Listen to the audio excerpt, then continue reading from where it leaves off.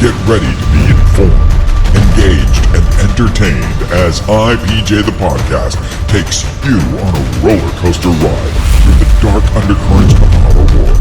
Welcome to the revolution of unmasked truth, brought to you by the brilliant mind and unwavering passion of IPJ's Matthew Gonzalez. Now, here's Matthew.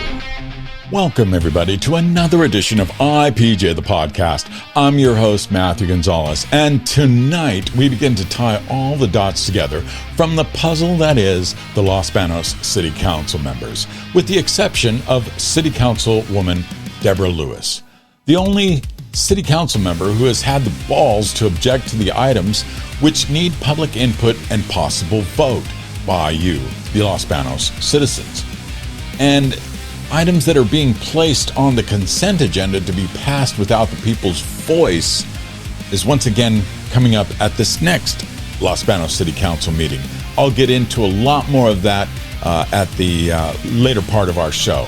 But let's start with what we already know so far. We know that Greg Hostetler of Stonefield Homes, Hostetler Ranches, and the notoriously sued for shoddy construction Ranchwood Homes took part in a conspiracy with former and well-known corrupt Merced County DA Gordon Spencer, then Merced County Sheriff Mark Pazin, and others to incarcerate a Merced County man named Mr. Bird until he agreed to sell his land for a greatly reduced price. We also know that Greg Hostetler likes to do whatever he wants, regardless of permits and zoning laws. Jerry Cox, a Mariposa County resident, had a couple of unpermitted repairs done on his 427 acres of land, and the county of Mariposa immediately seized it and eventually sold and split the money amongst themselves and their illegal conservator. Yet Greg Hostetler has done this same thing and even worse in many well-documented instances, including tearing up wildlife preserves, yet he gets to be a vendor for the cities and county, continues to bid on projects, even though he's been exposed as one who corrupts Los Banos political leaders. That's because, my friends, in Merced County, money talks, and the poor and middle class can just take a walk. But don't worry, I hear Greg Hostetler's bringing back his free turkey giveaways again soon, so you won't feel so screwed. As noted before, Greg Hostetler likes to get his way. And if that means buying your elected leaders, well, that's just what he'll do. From a Modesto Bee article dated March 29th, 2008, and I quote, "Our mayor, Tommy Jones, has to explain loans he received as a citizen from developer Greg Hostetler of Ranchwood Realty." Both Hostetler and Jones admitted to the loans at the March 19th council meeting, but only after a small group of concerned citizens discovered the public documents at the Merced County Recorder's Office. The mayor never revealed the loans on any paperwork filed when he ran for mayor. Because of the close personal ties and business dealings, the mayor should have, at a minimum, recused himself from any vote that involved projects for Hostetler or Ranchwood Realty. Not only has the mayor refused to recuse himself, he has voted to approve essentially every project presented to the city by Ranchwood Realty. Sounds exactly like what's going on with your city council now. We know that lame-ass Lambert is under Greg Hostetler's thumb. IPJ the podcast recently revealed an unknown purchase by Greg Hostetler of Los Banos' District 1 council member Kenneth Lambert's home. When Mr. Lambert's home went into foreclosure, after multiple attempts to sell for over $300,000 to settle his debts, Mr. Lambert instead took a little over $100,000 cash from Greg Hostetler. Not such a big deal until you realize Greg Hostetler allowed him to continue to live there, and that's when questions that must be answered arise. Like, how much has Mr. Lambert had to pay in rent all these years to Greg Hostetler? Is it equivalent to fair market value, or is he allowed to pay rent at a reduced price? Has Mr. Hostetler allowed Mr. Lambert to live there free of charge, knowing he would need him on the city council to return the favors? Have there been any loans or loans forgiven by Greg for Mr. Lambert's vote on the city council? These are all very important questions that you, the Los Banos community, must ask and get answers to, like you did back in 2008, some 15 years ago. During our research, we were also able to verify that Council Member Lambert of District 1, who somehow couldn't pay for his house, but is able to buy a couple of $3,000 drones, become a field tech, and somehow have the money to open a barbecue joint? Was there a loan from Hostetler to open Lambert's restaurant? And that restaurant actually now has a tax lien just shortly after opening. This guy doesn't pay his bills, and yet you elected him to your city council? Is Biggin's Texas Barbecue even a California registered company, legitimately paying its state and federal taxes? We don't know, because when we look up at the California state website to research a company's name, there is no Biggin's Barbecue registered in the state of California, at least from what we can see.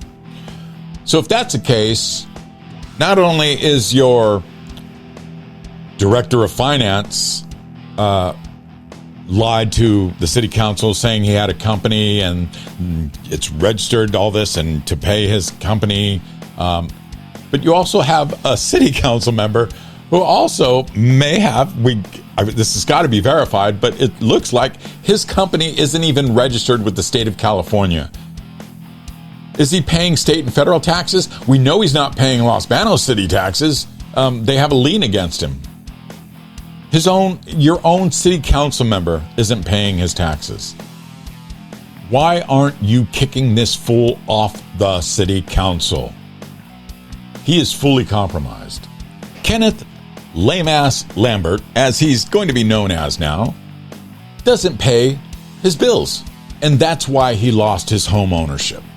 And to top it all off, it's been confirmed that your very own councilman, Kenneth the lame-ass Lambert, literally took ARPA funds and used them to open his own restaurant. So forget all those business owners who were screwed during the pandemic, who were trying so hard to stay open, to pay their employees, to keep food on those people's tables. This idiot somehow thinks he's entitled to that money so he can go open up a restaurant. Screw him. And you need to get that money back from him. And you need to force him to pay his taxes. Council members are supposed to be working to better the community and not to enrich themselves. Will the city council give you ARPA cash to open your next company? Hell no.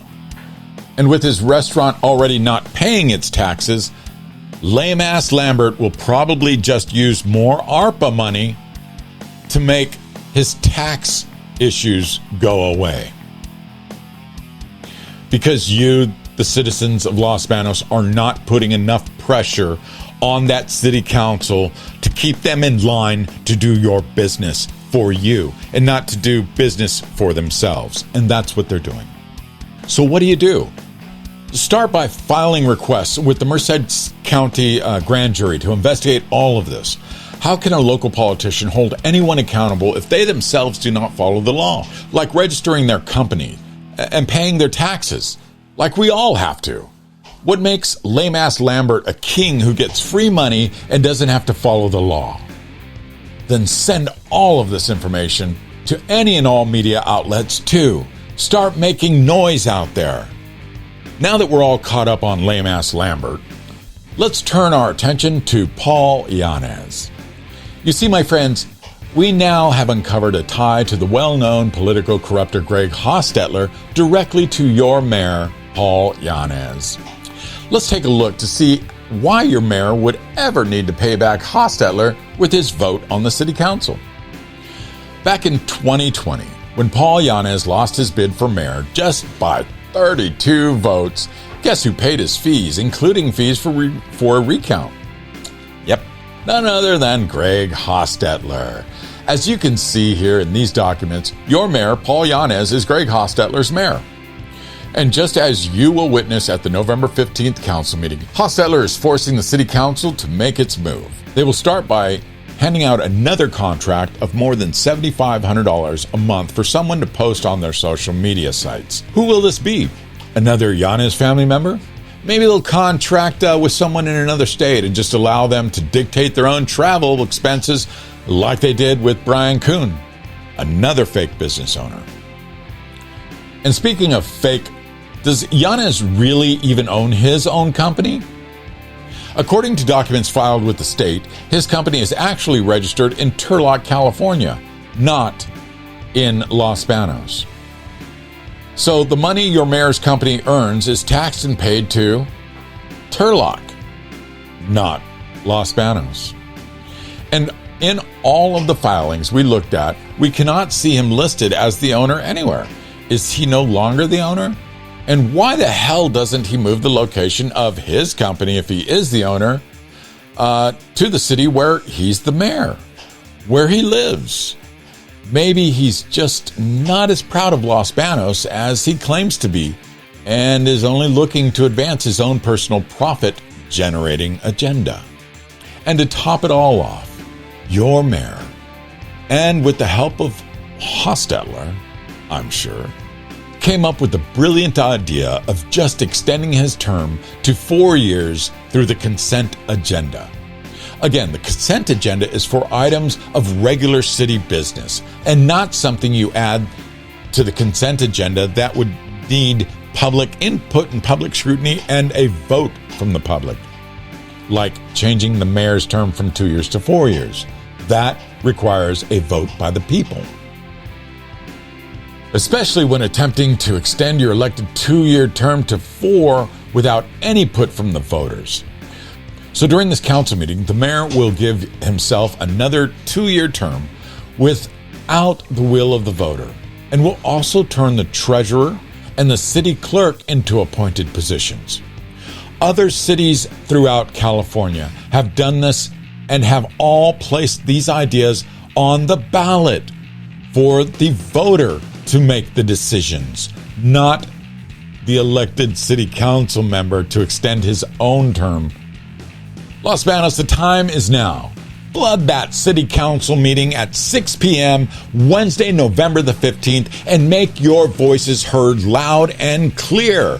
You are literally being taken advantage of by people who literally lie about doing business legally in the state and in your community. No wonder they rehired Josh the Pinhead Pinero. They have about as much experience as Pinhead does.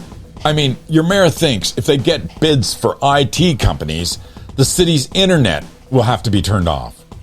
How stupid is that? I'm a business owner. I've owned a couple of companies, and in fact, I own one now. You can look it up on the California Secretary's website, American Drone Inspections, LLC.